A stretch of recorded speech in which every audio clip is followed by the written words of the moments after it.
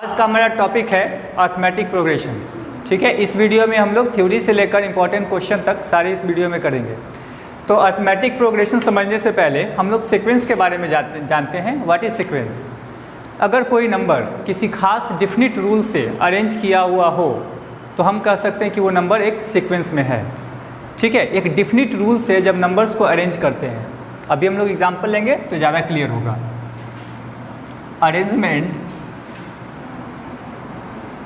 Arrangement of numbers in definite rule. कोई ऐसा rule हो जिसके अकॉर्डिंग हम नंबर को अरेंज किए हो और आगे का नंबर तुम खुद से भी निकाल सकती हो। क्यों? क्योंकि वो अरेंजमेंट एक रूल के हिसाब से हुआ है। अगर वो रूल तुमको पता चल जाए तो तुम आगे का नंबर भी निकाल सकती हो। तो वैसे नंबर के अरेंजमेंट को हम लोग क्या कहेंगे कि वो नंबर्स सीक्वेंस में है। ठीक है, फॉर एग्जाम्पल देखो, एक एग्जाम्पल ले लो तो ज़्यादा अच्छा से समझ में आएगा। जैसे सपोज दैट कोई नंबर है 2, 4, 8, 16, 32 और इधर का नंबर तुमको यहाँ का वैल्यू फाइंड करना है। तो तुम बता सकते हो यहाँ पे क्या होगा? 64 हो गया। 64 क्यों हुआ? 60 क्यों नहीं हुआ? इसलिए क्योंकि देखो ये एक डिफिनिट रूल से अरेंज किया हुआ है। हर नंबर अगला का डबल होता हुआ जा रहा है। 4 क्या है? 2 का डबल है, 8 4 का डबल है, 16 8 का डबल है, 32 16 का और 64 जो है वो 32 का डबल होगा। दैट मीन्स यहाँ का नंबर हम लोग खुद से फिल कर सकते हैं। क्यों? क्योंकि एक डिफिनिट रूल से बंधा हुआ है। ये एक डिफिनिट रूल से है अरेंज किया हुआ। रूल क्या है? तो हर अगला नंबर पिछला नंबर से 2 मल्टीप्लाई करके, 2 बोल रहा हूँ, डबल है। हाँ, इंटू 2 भी लिख सकते हैं, डबल है, डबल करके आया है। ठीक है, अब एक और एग्जांपल लेते हैं। Suppose that 3, 6, 9, 12, 15। अब यहाँ पे मैं स्पेस एक दे देता हूँ। अब बताओ यहाँ पे क्या होगा? 18 कैसे बता दिए तुम लोग? क्योंकि ये भी एक फिक्स्ड रूल से अरेंज किया हुआ है ना। क्या है ये नंबर अरेंजमेंट का रूल? क्या है इसमें? तो हमेशा हम लोग 3 इंक्रीज़ कर रहे हैं, 3 इंक्रीज़ कर रहे हैं अगला टर्म्स लिखने में। दैट मीन्स यहाँ से यहाँ हम लोग 3 ऐड किए, फिर इसको भी हम लोग 3 ऐड किए, यहाँ भी हम लोग 3 ऐड किए, इधर भी 3 ऐड किए, और अगर फिर इसमें हम 3 ऐड करेंगे तो यहाँ पे 18 आएगा। तो ये दोनों ही नंबर सीक्वेंस है। ठीक है, बट इन दोनों सीक्वेंस में एक सीक्वेंस को हम लोग अर्थमेटिक प्रोग्रेशन में कहेंगे। वो सीक्वेंस कौन सा है? तो नीचे वाला। क्यों? क्योंकि देखो यहाँ पे जो डिफरेंस है, मतलब सक्सेडिंग टर्म्स और प्रीसीडिंग टर्म्स में डिफरेंस कितने का है? 3, और वो 3 का डिफरेंस हर टर्म में घटा के देखो सिर्फ 3 ही आने वाला है। तो ऐसा सीक्वेंस जिसमें प्रीसीडिंग टर्म्स और सक्सीडिंग टर्म्स का जो डिफरेंस है वो फिक्स्ड हो। एक और आता है HP आता है, जो 11th 12th में तुमको पढ़ना है, लेकिन 10th में तुम लोग को AP पढ़ना है। तो ये जो सीक्वेंस है वो AP में है। क्यों AP में है? क्योंकि इसका कॉमन डिफरेंस सेम है। यानी वैसे सीक्वेंस जिनका कॉमन डिफरेंस सेम हो उसको हम कहेंगे कि वो AP में है। AP में क्यों है? बिकॉज कॉमन डिफरेंस D यहाँ पे 3 है, यानी ये एक इक्वल नंबर है जो हर टर्म्स ऐड करने पे आ रहा है। तो ऐसे ये समझ गया ना AP में क्या होता है? AP में सक्सेडिंग टर्म्स और प्रीसीडिंग टर्म्स का डिफरेंस सेम होना चाहिए, यानी कॉमन डिफरेंस सेम होना चाहिए। इससे एक और एग्जांपल ले लेते हैं। जैसे मान लो 5 ले लिया, 10, 15, 20, 25। अब ये बताओ ये AP में है या नहीं है? चलो एक चीज़ और करते हैं। 25 के बाद हम मान लो 31 लिख देते हैं, फिर 36 लिख देते हैं। अब ये बताओ AP में है कि नहीं है? देखो यहाँ पे तो डिफरेंस 5 का है, यहाँ भी 5 का है, यहाँ भी 5 का है, यहाँ भी 5 का है, लेकिन यहाँ पे डिफरेंस 6 का हो गया। तो यहाँ पे डिफरेंस 6 की वजह से ये जो AP में था वो AP इसका ख़त्म हो गया, ये AP में नहीं होगा। ये रूल को फॉलो नहीं कर रहा है। जब रूल है कि हमेशा 5 ऐड करके ही अगला टर्म आएगा, तो इसको भी 5 ऐड करके ही आना चाहिए था। नहीं है, AP में नहीं है। क्यों नहीं है? क्योंकि एक टर्म का डिफरेंस यहाँ पे 6 का आ गया और बाकी सब टर्म का डिफरेंस 5 का ही है।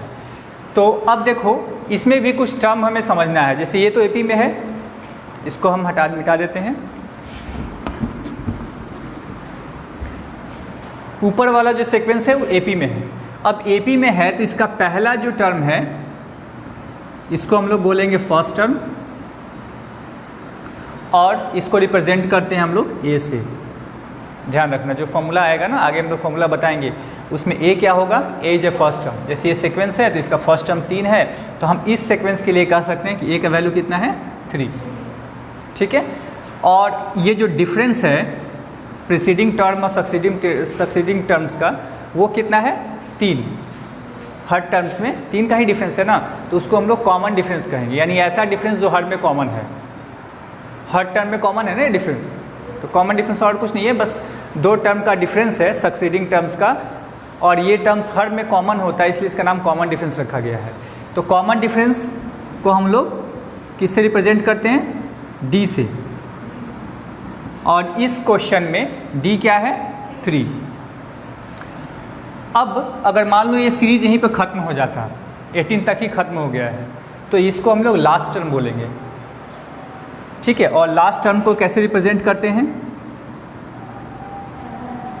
लास्ट टर्म को एल से रिप्रेजेंट करते हैं। ए एन भी कर सकते हैं, एल भी कर सकते हैं। एन हो गया, ए एन हो गया nth टर्म, जैसे टी एन रिप्रेजेंट किया, लेकिन लास्ट टर्म वही एंड हो जाए, वो उसको हम लोग एल से रिप्रेजेंट करते हैं। ठीक है। और nth टर्म मान लो रिप्रेजेंट करना है, तो किसी बुक में टी एन लिखा है, किसी बुक में ए एन लिखा है, तो कंफ्यूज नहीं होना है, दोनों चीज़ वही है। यानी nth टर्म अगर निकालना है तुमको, nth टर्म, इसको ए एन भी लिखा हुआ है और टी एन भी लिखा हुआ है, अलग अलग RS अग्रवाल NCERT में अलग अलग मिल जाएंगे, किसी में टी एन है, किसी में ए एन है, लेकिन ये नहीं nth टर्म एस एन होता है, वो सम ऑफ टर्म्स जो है उसे एस एन कहते हैं। टी एन जो है nth टर्म है, nth टर्म है, और ए एन भी है। ठीक है, nth टर्म ही हुआ वो भी। तो ये nth टर्म हमारा टी एन से रिप्रेजेंट करते हैं इसको। ठीक है। अब इसका फॉर्मूला आता है। फॉर्मूला क्या आता है कि इसको nth टर्म निकालिए कि nth टर्म होगा क्या। 2 इंपॉर्टेंट फॉर्मूला है nth टर्म के लिए और 2 है सम निकालने के लिए, तो दोनों फॉर्मूला हम लोग जान लीजिएंगे। तो nth टर्म निकालने का फॉर्मूला क्या है, देखो इससे रिलेटेड कुछ इंपॉर्टेंट फॉर्मूला है, वो भी लिख लो तुम लोग। इंपॉर्टेंट फॉर्मूला टी एन निकालने का, टी एन मतलब nth टर्म, जैसे 4th टर्म अगर निकालना हो तो क्या लिखेंगे, T4 या A4। ठीक है।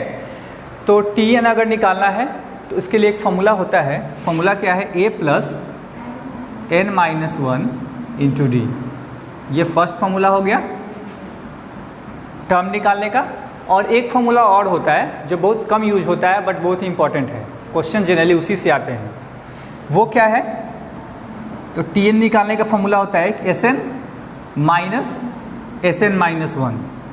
ये हो गया टी एन निकालने का दूसरा फॉर्मूला, यानी nth टर्म का सम और उससे एक पहले वाले नंबर का सम, दोनों को अगर घटा दो तो तुम्हारा टी एन टर्म निकल जाएगा। एक एग्जांपल लेके देख लेते हैं। मान लो एक सीक्वेंस है 1 2 3 4। ठीक है। और हमें निकालना है कि T3 क्या होगा। यहाँ तो दिख रहा है 3 है हमारा T3। ठीक है, क्योंकि छोटा सा एग्जांपल लिए हैं। तो हमारा T3 है। अब इस फॉर्मूला से भी निकालेंगे तो T3 का वैल्यू 3 आना चाहिए। चेक कर लेते हैं इस फॉर्मूला सही है कि नहीं। तो Sn यानी हमें T3 निकालना है ना, तो हम क्या करेंगे, T3 का सम निकाल लिया, क्या आएगा, 3 2 5 1 6, यानी S3 कितना आ गया, 1 + 2 + 3 यानी 6 आ गया। अब Sn-1 यानी उससे एक पहले वाले टर्म का सम, यानी S2 हमको निकालना है, तो 1 + 2 कितना हो गया, 3। अब दोनों का डिफरेंस कर दो, देखो 3 आया ना, यही तो हमारा T3 भी था। तो ये जो फॉर्मूला है, ये फॉर्मूला हम एक एग्जांपल लेके समझ सकते हैं, ये फॉर्मूला भी सही है। ठीक है। अब हम लोग सम निकालने का भी कुछ फॉर्मूला देखते हैं। 4 फॉर्मूला ही है इसमें। 2 फॉर्मूला है टर्म निकालने का और 2 फॉर्मूला है सम निकालने का। तो टर्म निकालने का ये 2 फॉर्मूला है, इससे तुम्हारा पहला और दूसरा एक्सरसाइज क्लियर हो जाएगा। तीसरा और चौथा एक्सरसाइज बनाने के लिए हम सम का फॉर्मूला यूज़ करेंगे, जो अभी हम बताने वाले हैं। तो सम के लिए फॉर्मूला क्या होता है एस एन का, n/2 into 2a plus n-1 into D. ठीक है, ये पहला फॉर्मूला है। दूसरा फॉर्मूला क्या है, n/2 into a plus l। ये दो फॉर्मूला होता है। जब लास्ट टर्म दिया हो तो ये वाला फॉर्मूला यूज करेंगे, क्योंकि देखने से ही इजी लग रहा है। ठीक है, अगर लास्ट टर्म दिया हो तो इससे आसान कोई फॉर्मूला क्या होगा, लेकिन लास्ट टर्म बहुत कम ही कंडीशन में दिया होता है, हमें ये वाला ज़्यादा यूज़ करना होता है। तो ये 4 फॉर्मूला है, इसको आप लोग याद कर लो। और एक चीज़ और बताना चाहेंगे कि जो क्वेश्चन आएगा तुमको जब हम लोग एग्जाम्पल सॉल्व करेंगे, उसमें कई बार क्वेश्चन ऐसा होगा ना कि मान लो 3 नंबर दिया हो, बोलेगा कि 3 नंबर ऐसे हैं जो एपी में हैं और उनका सम कुछ दिया होगा, उसका प्रोडक्ट कुछ दिया होगा, अब बोलेगा कि वो तीनों नंबर निकालें। तो उस समय उस तीनों नंबर्स को हम क्या मानेंगे। जैसे हम लोग लीनियर इक्वेशन इन 2 वेरिएबल में क्या करते थे, नहीं पता होता तो एक्स और वाई मान लेते थे कि इसका ये एक्स है और ये वाई है, और एक इक्वेशन बना देते थे। बट यहाँ पे 3 नंबर है जिसका सम या प्रोडक्ट दिया रहेगा, तो हम उस कंडीशन में वो तीनों नंबर को क्या मानेंगे। कई क्वेश्चन में 4 नंबर भी हमको पूछेगा कि 4 नंबर ऐसे हैं जो एपी में हैं और उसका सम और प्रोडक्ट हमको निकालना होगा, तो उस कंडीशन में कैसे निकालेंगे। कई कंडीशन में 5 नंबर्स भी दिए होंगे, तो उस कंडीशन में हम 5 नंबर को क्या लेंगे वो मैं बता देता हूँ। ठीक है, तो जब हमें मानना हो नंबर्स, तो नंबर क्या क्या मानेंगे। ओह ठीक है, इसको तुम लोग लिख लो, मिटा नहीं रहा हूँ, फिर अलग से लिखता हूँ मैं।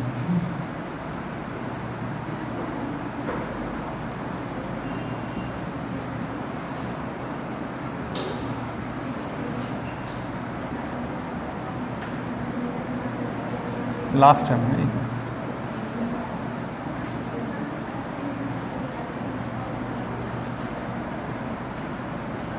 हमें मानना हो 3 नंबर्स जो एपी में हो, अगर हमें मानना हो किसी क्वेश्चन को सॉल्व करने के लिए, ठीक है, तो वो तीनों नंबर हम लोग क्या क्या लेते हैं। तो देखो 3 नंबर्स अगर हमें लेने हो इन एपी में, तो वो नंबर हम लोग क्या क्या लेंगे। एक लेंगे ए, पहले ए माइनस डी लिखो, ए माइनस डी, फिर ए और फिर ए प्लस डी। ये 3 नंबर हम लोग लेते हैं। क्यों लेते हैं, ऐसा इसलिए लेते हैं ताकि अगर हम इनको ऐड करें तो देखो डी डी कैंसिल हो जाएगा, सिर्फ ए बचेगा, एक वेरिएबल बचेगा, तो उससे हम उसकी वैल्यू आराम से फाइंड कर सकते हैं। तो 2 वेरिएबल रहेगा तो फिर 2 इक्वेशन चाहिए सॉल्व करने के लिए। 3 वेरिएबल होगा तो उसके लिए 3 इक्वेशन चाहिए सॉल्व करने के लिए। जितने वेरिएबल होंगे उतने इक्वेशन चाहिए, तभी सॉल्व होगा। अगर हम इसमें ऐसा लेने से हमारी सुविधा क्या हो गया ना कि डी डी कभी भी ऐड करेंगे तो कैंसिल हो जाएगा, ए बचेगा, ए का वैल्यू निकल जाएगा। अब उसी तरह से अगर मान लो 4 नंबर लेना हो तो क्या लेंगे, आर इन ए पी में अगर लेना हो तो क्या लेंगे, ए minus 3d, A minus D, A plus D और ए प्लस 3d। देखो इस कंडीशन में भी जो d वाला है वो कैंसिल हो जाएगा, minus 3d plus 3d cancel, d और माइनस डी कैंसिल, फाइनली बचेगा a ही। तो इससे भी हम आसानी से क्वेश्चन सॉल्व कर सकते हैं, इसलिए ये सब चीज़ें याद रखना। अब 5 नंबर अगर बोले, 5 numbers are in A P, 5 number अगर ए पी में है तो क्या होगा, A minus 2d, A minus D, A plus D और ए प्लस 2d। यहाँ भी देखो plus 2d, minus 2d, minus D, इसमें तो डी है ही नहीं, तो अब इस बात से डी खत्म हो जाएगा जब भी ऐड करेंगे। ठीक है, तो ये तीनों याद रखना ज़रूरी है तुम लोग को। हाँ 3 तक ही आएगा। और एक अर्थमेटिक मीन का भी यूज हो सकता है, अर्थमेटिक मीन। ठीक है, अर्थमेटिक मीन कैसे निकालेंगे,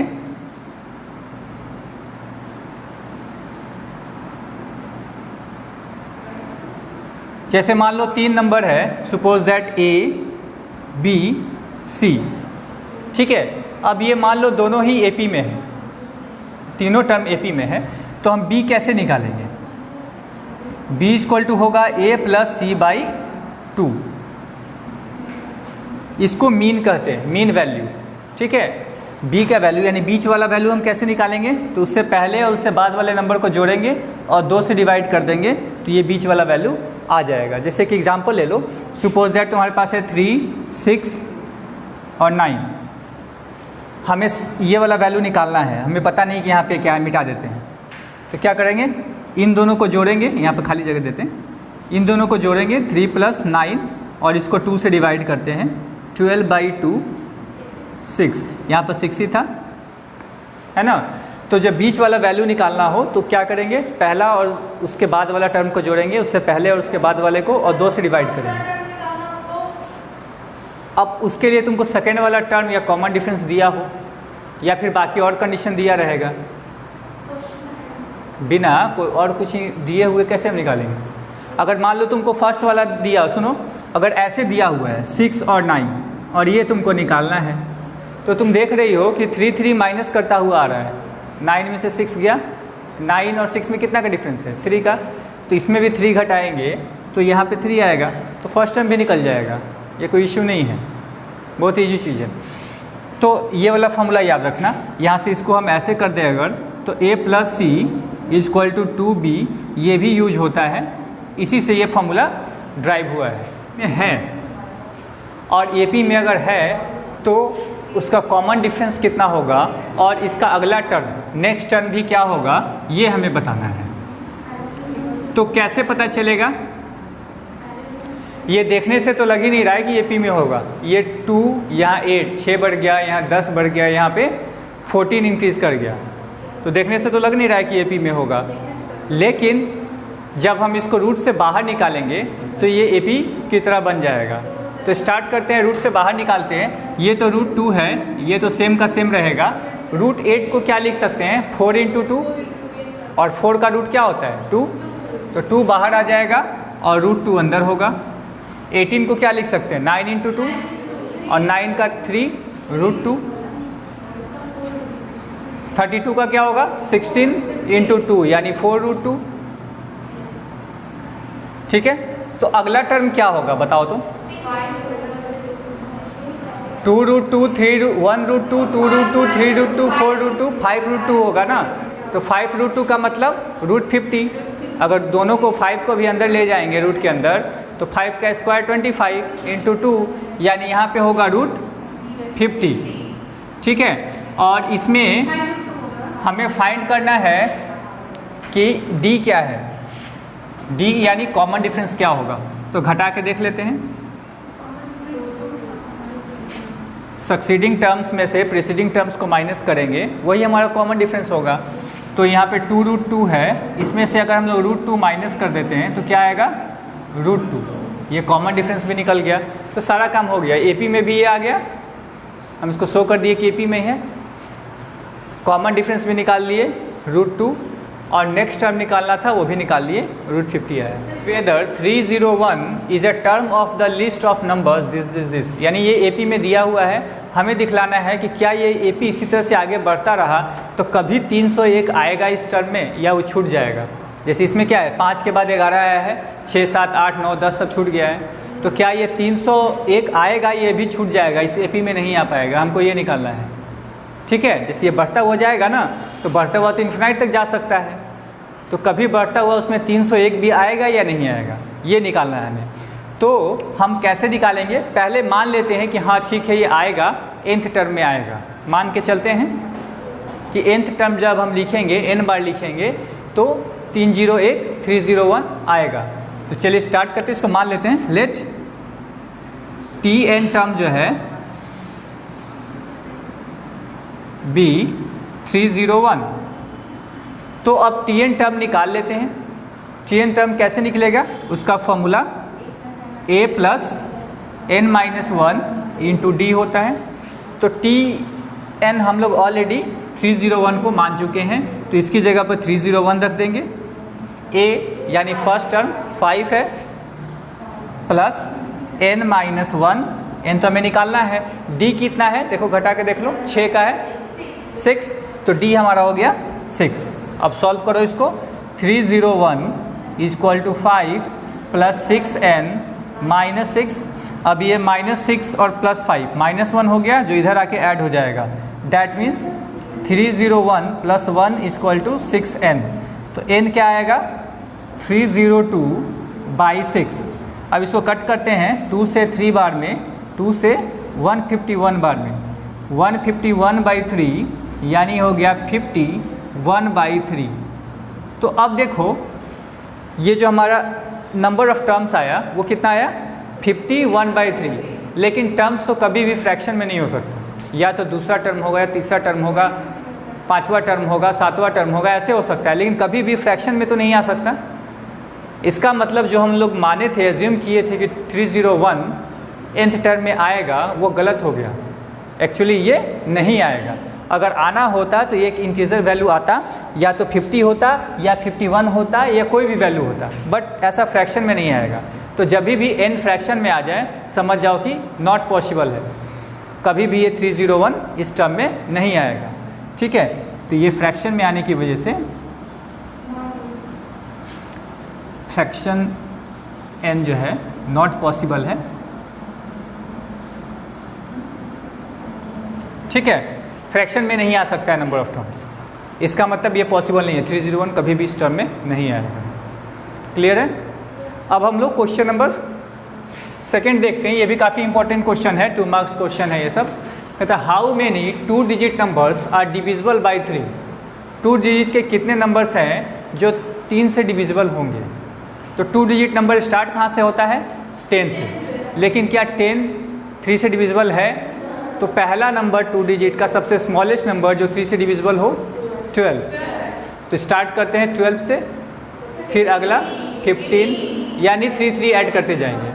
लास्ट में क्या होगा 2 डिजिट नंबर का सबसे लास्ट डिजिट जो कि 3 से कटता हो 99 3 से कटता भी है, ये भी ध्यान रखना है। ऐसा नहीं कि 2 डिजिट नंबर खाली देख लेना है कौन सा है लास्ट, ये 3 से कट रहा है। अगर नहीं कटता तो इससे आगे पीछे, आगे वाला तो नंबर नहीं ले सकते, पीछे वाला तो नंबर नहीं ले सकते क्योंकि 3 डिजिट हो जाएगा, इससे पहले वाला नंबर ले सकते हैं। तो चूंकि ये कट रहा है तब तो ठीक है, कोई दिक्कत नहीं है। अब इसे हमें how many terms, how many 2 digit number, यानी हमें n निकालना है। तो और tn कितना, ये हमारा tn हो जाएगा। ठीक है, और हमें निकालना क्या है n, यानी कितने टर्म्स हैं। a कितना दिया हुआ है 12, कॉमन डिफरेंस कितना हो गया 3। तो tn वाला फॉर्मूला लगा देते हैं। देखो इसमें हम लोग क्या फॉर्मूला होता है, a प्लस, तो tn हमारा ऑलरेडी 99 गिवन है, a है 12 प्लस n माइनस 1, d कितना है 3। अब इसको पुट कर देते हैं, 12 प्लस 3n माइनस 3। अब ये -3 और 12 प्लस 9 हो गया, इधर आके -9 हो जाएगा। That means 99 minus 9 equal to 3n। n equal to कितना हो जाएगा 90/3 यानी 30। ठीक है, यानी जो 30 टर्म होगा इसके बीच, find the sum of 2 middle most term of the AP। ये AP गिवन है, इसके मिडिल के जो 2 टर्म होंगे उनका हमें सम निकालना है। तो पहले तो पता होना चाहिए कि मिडिल टर्म होगा क्या। ठीक है, तो पहले हम इसके टर्म्स निकालते हैं कि टोटल टर्म्स कितने हैं, फिर बीच वाले टर्म्स कौन होंगे वो हम लोग फाइंड कर लेंगे। ठीक है, तो देखो इसमें A क्या है, common first term -4/3, common difference D क्या है, सक्सीडिंग में से प्रीसीडिंग माइनस करते हैं, -1 माइनस 4/3 यानी हो जाएगा -1 प्लस 4/3। एलसीएम लेके बनाएंगे इसको 3, तो ये -3 प्लस 1 प्लस 4 यानी 1/3। ये हमारा कॉमन डिफरेंस हो गया। लास्ट टर्म गिवन है L कितना है, या Tn भी ले सकते हैं इसको, Tn गिवन है और 13/3। तो Tn का फॉर्मूला लगा देते हैं और n निकाल लेते हैं।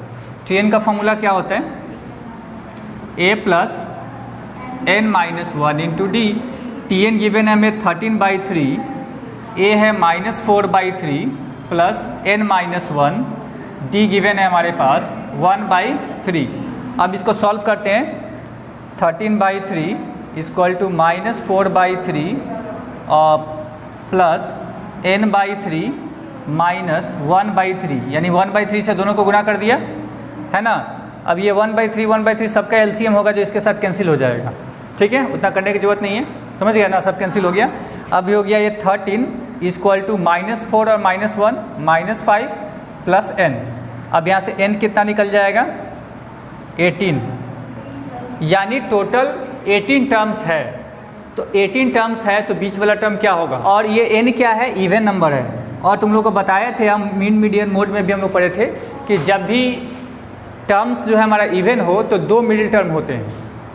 जैसे मान लो अगर ऑड नंबर ऑफ टर्म्स हो, जैसे सपोज दैट अगर 1 2 3 है, ये ऑड नंबर्स हैं, 1 2 3 ही टर्म है, तब तो इसका एक ही मिडिल टर्म है 2। लेकिन मान लो इवन नंबर ऑफ टर्म्स हो जाए 1 2 3 4, अब तुमसे पूछे कि बीच वाला टर्म बताओ तो कौन सा होगा, ये दो बीच वाले टर्म हो गए ना। तो उसी तरह से यहाँ पे इवन नंबर्स है तो बीच के टर्म्स दो होंगे, एक होगा 9 नंबर वाला टर्म्स और एक 10वां नंबर टर्म्स होगा। तो हमें क्या करना है, 9 नंबर टर्म्स निकाल देना है, 10th नंबर टर्म्स निकाल देना है और उसके बाद दोनों को जोड़ देना है, तो सम निकल जाएगा दो मिडिल मोस्ट टर्म्स का। तो ठीक है, हम लोग स्टार्ट करते हैं। तो पहला मिडिल मोस्ट टर्म कौन सा होगा, T9 and T10, T9 and T10, ये जो है मिडिल मोस्ट टर्म होगा, मिडिल टर्म्स हो गए।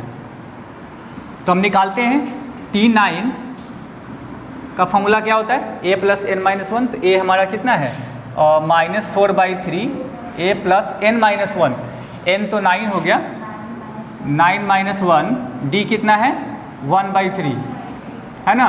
अब पुट करो यहाँ पे -4/3, ये हो गया 8 प्लस 8/3, इसको अगर हम लोग जोड़ देते हैं एलसीएम लेके तो ये 4/3 है, यानी जो 9 टर्म है वो 4/3 है। अब 10 टर्म निकाल लेते हैं। 10 टर्म हम दो तरीके से निकाल सकते हैं, या तो फॉर्मूला से निकाल लो या फिर 9 टर्म्स में कॉमन डिफरेंस जोड़ दो। कॉमन डिफरेंस जोड़ने से ही तो अगला टर्म आता है ना, तो डायरेक्ट तुम यहाँ से भी इसको जोड़ दोगी तो 10 टर्म निकल जाएगा। या फॉर्मूला से बना दें, फॉर्मूला से बना दें तो ऐसे ही बना देते हैं। देखो T टर्म में क्या होगा, T9 टर्म में हम लोग कॉमन डिफरेंस D जोड़ देंगे, यानी 4/3, इसमें जोड़ दिया 1/3, तो ये कितना हो गया 5/3। तो 10 टर्म और 9 टर्म निकल गया। अब इसका हमको सम निकालना है। क्वेश्चन में क्या दिया है कि हमें फाइंड करना है T9 और T10 दोनों का सम निकालना है। तो 4/3 प्लस 5/3 को जोड़ दो, ये हो गया 9/3, जो कि कट क्या आ गया 3। तो यही हमारा आंसर हो गया, ठीक है। टर्म ऑफ द AP 121, 117, 113, ये डिक्रीजिंग ऑर्डर में जा रहा है, यानी ऑब्वियसली बात है एक समय बाद ये निगेटिव भी पहुंचेगा ही, ठीक है, क्योंकि ये निगेटिव टर्म मतलब नीचे की तरफ जा रहा है, घटते हुए जा रहा है। तो इट्स फर्स्ट निगेटिव टर्म, लेकिन बता रहा है क्या कि जो पहला निगेटिव टर्म आएगा वो कौन सा होगा, उसके बाद से तो सारे निगेटिव ही आएंगे, लेकिन पहला निगेटिव टर्म कौन सा होगा। तो हम क्या करेंगे, उसको n टर्म मान लेते हैं कि nth टर्म जो होगा वो फर्स्ट निगेटिव टर्म होगा, है ना। तो मान के उसके बाद n का वैल्यू निकाल देते हैं। तो let nth term be first negative term. तो Tn का फॉर्मूला क्या होता है, a plus n minus 1 into D होता है। a क्या है बताओ इस क्वेश्चन में, 121 प्लस n माइनस 1, d कितना है, तो d यहाँ पे देखो -4 है, -4, इसमें से इसको घटाओगी, सक्सीडिंग में से प्रीसीडिंग घटाते हैं, उल्टा मत कर देना तो गड़बड़ हो जाएगा। इसमें से इसको घटाएंगे, इसमें से इसको बड़ा, इसमें से छोटा समझ के मत घटा देना, कई बार छोटा में से भी बड़ा घटता है। हमको ध्यान क्या रखना है कि सक्सीडिंग में से प्रीसीडिंग को घटाना है। तो 117 में से 121 माइनस करेंगे, डैट मीन्स कितना होगा -4। अब इसको सॉल्व करो, ये हो गया 121, ये हो गया -4n प्लस 4, यानी 125 माइनस 4n। अब ये जो टर्म है वो क्या होना चाहिए, 0 से छोटा होना चाहिए। निगेटिव का मतलब क्या हुआ, 0 से छोटा। तो हम इसको ऐसे लिख सकते हैं कि ये जो नंबर होगा वो 0 से छोटा होगा, क्योंकि हम मान चुके हैं कि n हमारा फर्स्ट निगेटिव टर्म्स है, तो निगेटिव टर्म है तो 0 से छोटा होना उसकी नेसेसरी है। 0 के बाद ही ना, नंबर लाइन पे तुम लोग देखे होगे 0 के बाद ही निगेटिव टर्म्स आता है, तो ये नंबर जो है 0 से छोटा होगा।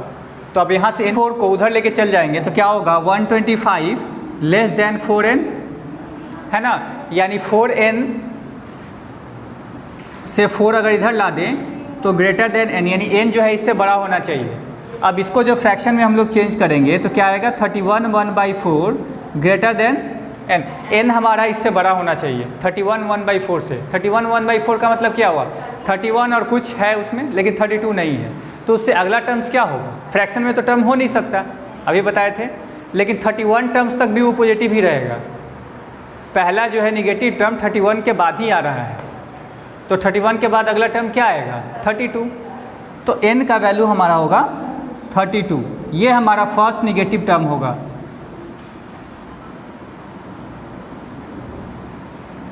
फर्स्ट निगेटिव टर्म, ठीक है। तो ये दो क्वेश्चन क्लियर हो गया। Term of an A P is Q, यानी पी टर्म जो है वो क्यू दिया हुआ है एंड क्यू टर्म को पी दिया है। हमें फाइंड क्या करना है कि जो p प्लस क्यू टर्म होगा वो 0 होगा, ठीक है। तो टी पी क्यू दिया हुआ है, तो टी पी का फॉर्मूला एक्चुअली होगा क्या, nth टर्म निकालने का फॉर्मूला क्या होता है a प्लस n माइनस 1, तो यहाँ हो जाएगा a प्लस p माइनस 1, तो ये हो गया a plus p minus 1 into D, और ये दिया हुआ है q के बराबर। इक्वेशन 1 हो गया हमारा, ठीक है। अब दिया है क्यूथ टर्म, यानी टी क्यू क्या होगा a plus q minus 1 into D equal to P given है, ये सेकेंड इक्वेशन हो गया। अब दोनों को घटा दो तो क्या होगा 1 माइनस 2 करो, ऐसा करने से क्या होगा a कैंसिल हो जाएगा, d का वैल्यू निकल जाएगा। हम क्यों करते हैं माइनस, देखो a कैंसिल होगा ना, लीनियर इक्वेशन सॉल्व करने का तरीका तुम लोग पढ़ी ही हो, a कैंसिल हो जाएगा, यहाँ से d निकल जाएगा, d निकल जाएगा तो हम आराम से इसके वैल्यू में पुट कर सकते हैं। तो यहाँ से ऐसा करो माइनस कर देते हैं, तो a तो कैंसिल ही हो गया, तो क्या बचेगा पी डी, इसको मल्टीप्लाई भी कर देते हैं, पी डी माइनस डी फिर minus Q D plus D equal to Q minus P. तो ये डी तो गया यहाँ से, और इसमें हम लोग डी कॉमन ले लेंगे, तो ये क्या आएगा p minus Q equal to Q minus P. अब यहाँ से d निकाल लेते हैं, d के वैल्यू क्या होगा, d का value q minus P by p minus Q. अब इसको डिवाइड करेंगे तो क्या आएगा बता सकते हो, q minus P divided by p minus Q, -1 होगा। क्यों होगा -1, तो इसको अगर हम माइनस बाहर ऊपर वाले में कॉमन ले लेते हैं तो ये इसको हम लिख सकते हैं ना p minus Q, sign change हो जाएगा, q माइनस में आ जाएगा और p प्लस में आ जाएगा। क्यों, क्योंकि आगे माइनस कॉमन ले लिए हैं और नीचे में ऑलरेडी तुम्हारा p माइनस क्यू है, तो इसके साथ ये 1 बार में कट गया ना, तो आया क्या -1, d का वैल्यू -1 आ गया। अब हमें निकालना क्या है, ध्यान दो, t p plus Q term, तो क्या होगा a plus p plus Q -1 into D, और d क्या है, d निकला है हमारा -1, ठीक है। अब यहाँ से तुम पहले a भी निकाल लो क्योंकि a की भी ज़रूरत है। तो ये जो d का वैल्यू हम इस किसी इक्वेशन में पुट कर दें, d इजक्वल टू -1 हम लोग इक्वेशन 1 में पुट कर देते हैं। अगर इसमें पुट कर देंगे तो क्या होगा a plus p -1 into D के जगह पर -1 पुट कर दिया इक्वल टू q।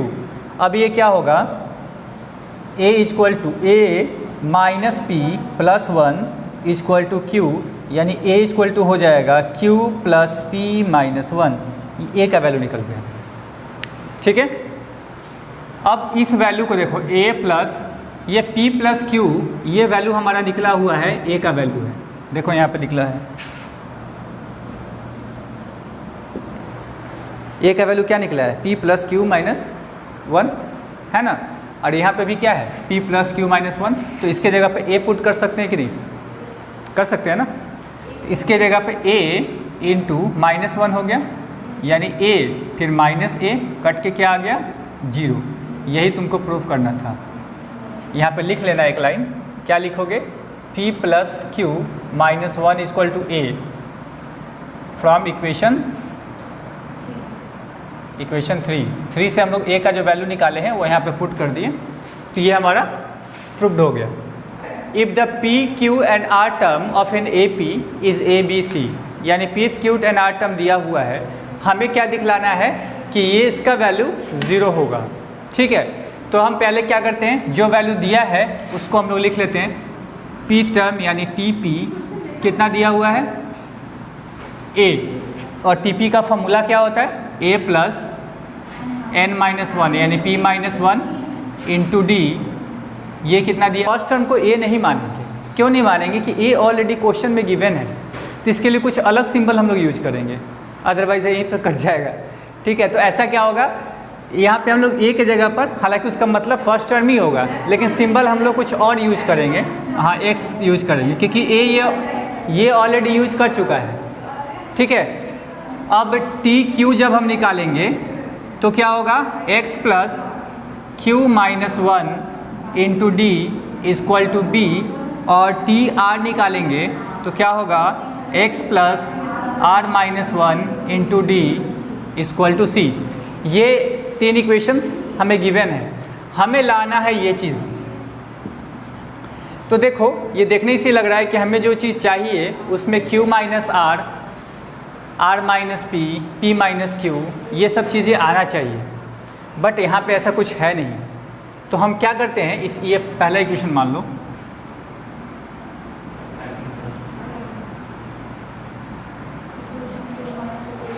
अब हम क्या करते हैं, माइनस करना स्टार्ट करते हैं।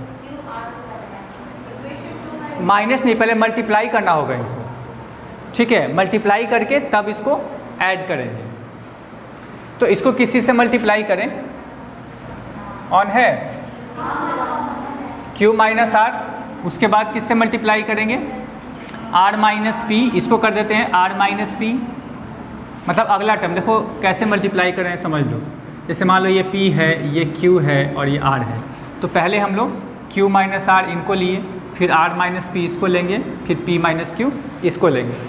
ठीक है, एक ऑर्डर में इसको हम लोग मल्टीप्लाई करते हैं। r माइनस पी, अगला मल्टीप्लाई किससे करेंगे हम लोग, q माइनस पी से। ठीक है, सॉरी p माइनस क्यू ना, p माइनस क्यू से। अब इन तीनों को मल्टीप्लाई करके इनको ऐड करना है।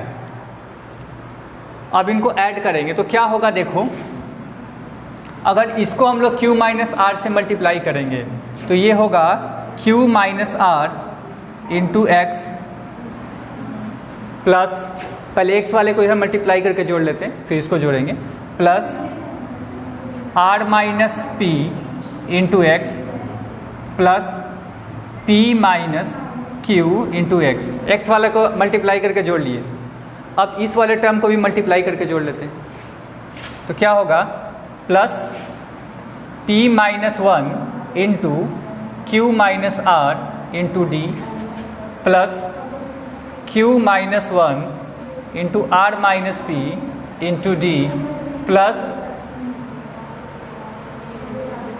r minus 1 into p minus Q into D. इधर का तो ऐड हो गया, ठीक है, इधर का सारा मल्टीप्लाई होकर ऐड हो गया। अब इस साइड का भी तो करना पड़ेगा, जब तक बोथ साइड मल्टीप्लाई नहीं करेंगे तब तक तो इक्वेशन करेक्ट रहेगा नहीं। तो इस साइड का जब मल्टीप्लाई करेंगे तो क्या होगा, देखो इसको हम लोग a को जब मल्टीप्लाई करेंगे q माइनस आर से, तो a into Q minus R plus b into R minus P plus c into P minus Q. अब बस इसको सॉल्व करना है। कैसे सॉल्व करेंगे, ध्यान दो, यहाँ x तो सब में है, इसको हम कॉमन ले लेते हैं। x जब कॉमन ले लेंगे तो ब्रैकेट के अंदर क्या बचेगा, q माइनस आर, यहाँ बचेगा प्लस आर माइनस पी, यहाँ बचेगा प्लस पी माइनस क्यू। ठीक है, x कॉमन ले चुके हैं तो ये सब बचा ब्रैकेट के अंदर। यहाँ पे भी अगर हम d कॉमन ले लें तो क्या बचेगा, p minus 1 Q minus R plus Q minus one R minus P plus R minus one P minus Q. ठीक है, और इधर क्या बचा, a into Q minus R plus b into R minus P plus c into P minus Q. अब देखो यहाँ इसके बाद बहुत ही आसान हो जाएगा ये क्वेश्चन। इसमें होगा क्या, देखो ये q कट गया, p भी कट गया, r भी कट गया। ठीक है, तो ये टर्म से तुम्हारा जीरो हो गया। ठीक है, नहीं x इंटू जीरो तो जीरो हो गया ना। ठीक है,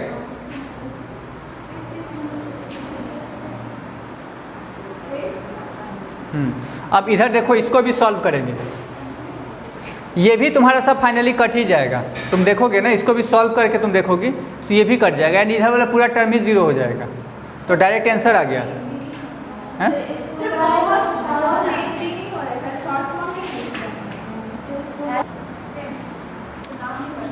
देखो अब ये तो तुम्हारा जीरो हो गया, x इंटू ज़ीरो प्लस इसको भी जब सॉल्व करेंगे ना तो ये सब भी जीरो आ जाएगा।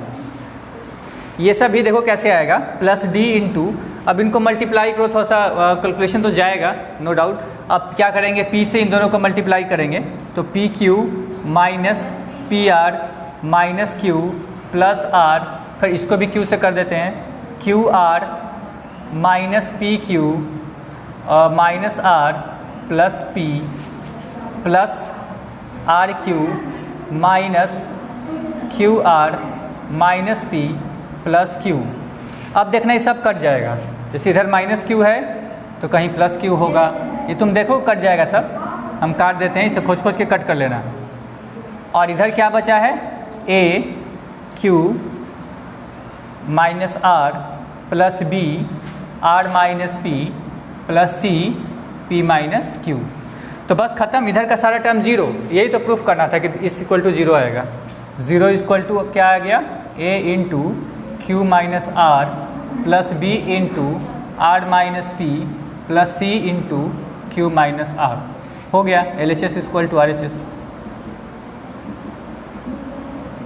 प्रूफ हो गया।